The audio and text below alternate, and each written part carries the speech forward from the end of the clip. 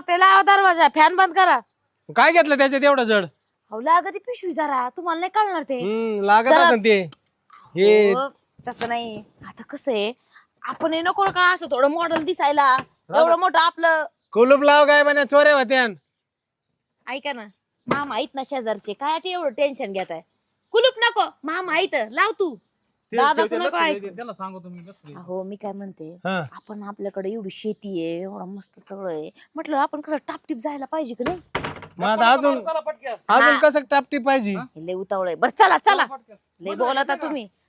हा सगळी तयारी झाली एकदम. अरे हळू हळू हवा लई सुटली आज. अरे आलो बाई एकदाचे.